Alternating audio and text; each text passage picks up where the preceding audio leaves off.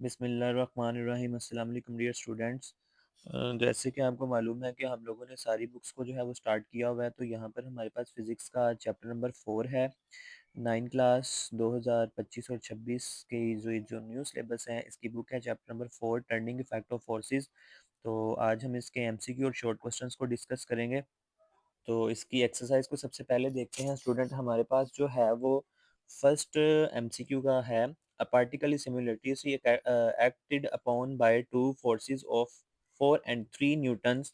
The net force on the practical is A है 1 Newton, इसका B answer है between 1 Newton and 7 Newton. Second है a force F is making an angle of 60 degree with x axis, its y component is equal to F sine 60 degree के equal इसका answer है। Third MCQ है momentum of force is called torque. और 4 MCQ and 5 MCQ जो है वो आप लोगों का पेक्टा की तरफ से कट है, तो ये आप लोगों को पेपर में नहीं पूछा जाएगा। 7 एमसीक्यू है in stable equilibrium the centre of gravity of the body lies at the lowest position, इसका आंसर है बी। 8 भी आप लोगों का पेक्टा की तरफ से कट है। एंड 9 एमसीक्यू है a cylinder is resting on its circular base is in stable equilibrium. और 10 वाला जो एमसीक्यू है centripetal force is given by, इसका सी वाला जो है ये आपके पास फार्मूला इसका बनेगा। स्टूडेंट इसके शॉर्ट क्वेश्चंस की तरफ चलते हैं। तो सबसे पहले है 4.1 में हमारे पास टॉपिक है define like and unlike parallel forces.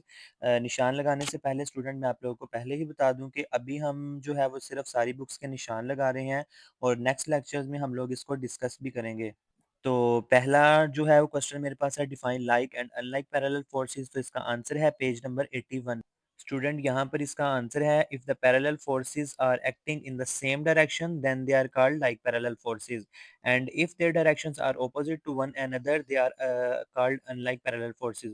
Student इसमें ये बताया गया है कि दो फोर्सेस हैं अगर आपके पास, तो इन दोनों की डायरेक्शन जो है वो सेम हो तो ये पैरेलल फोर्सेस होती हैं, एक दूसरे के आमने सामने हो तो पैरेलल फोर्सेस होती हैं, और अगर इनकी डायरेक्शन जो है वो चेंज हो तो ये अनलाइक पैरेलल फोर्सेस होती हैं। स्टूडेंट सेकंड क्वेश्चन पूछा गया what are rectangular components of a vector and their values, इसका आंसर है पेज नंबर 85।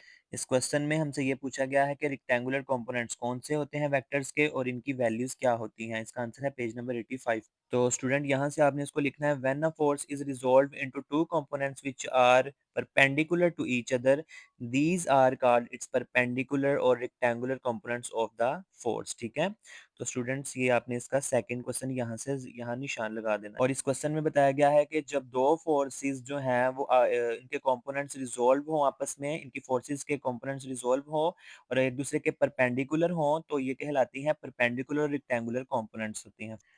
थर्ड क्वेश्चन है what is the line of action of a force, इसका आंसर है page number 82 पर। स्टूडेंट यहाँ पर आपके पास ये जो टॉपिक है इसमें आपने ये वाली लाइन इसकी लिखनी है, the line along which the force act is called the line of action of the force.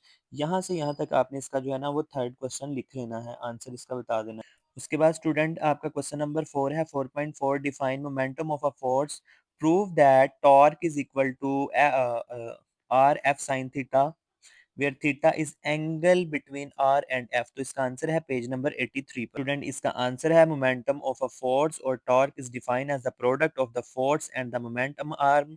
तो इसका आप लोगों ने फार्मूला भी लिख लेना है यहाँ पर, और लिखने के बाद स्टूडेंट ये मैंने छोटी सी एक चीज़ सॉल्व की हुई है, ये आप लोगों ने लाजमी लिखनी है। इसको आप लोग प्रेफर नहीं करेंगे तो ये कंप्लीट नहीं होगा।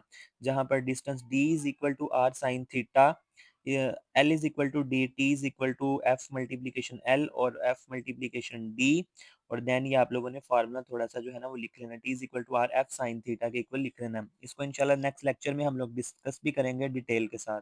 स्टूडेंट आपको आप लोग का क्वेश्चन नंबर 5 एंड 6 जो है वो पैक्टा की तरफ से कट है, ये पेपर में नहीं पूछा जाएगा, तो आप लोग इसको कैंसिल कर दें। उसके बाद स्टूडेंट क्वेश्चन नंबर 7 है give an example of the body which is moving yet in equilibrium, इसका आंसर है पेज नंबर 100 पर। तो चलते हैं पेज नंबर 100 की तरफ। स्टूडेंट पेज नंबर 100 पर मैंने इसके लास्ट पर इसका आंसर लिखा हुआ है, ये आप लोगों ने लिख लेना है, क्योंकि मुझे शॉर्ट सा लगा था तो इसलिए मैंने ये लिख दिया हुआ है। तो आप लोग बुक में लिखने की बजाय ये क्वेश्चन इसका लिख लें। A car moving at a constant velocity on a straight road is in dynamic equilibrium as the net force acting on its zero। ठीक है स्टूडेंट, तो ये है क्वेश्चन नंबर 7 का आंसर। स्टूडेंट 8, 9, 10 जो है वो आप लोगों का पैक्टा की तरफ से कट है, तो इन क्वेश्चंस को हम लोग डिस्कस नहीं करेंगे।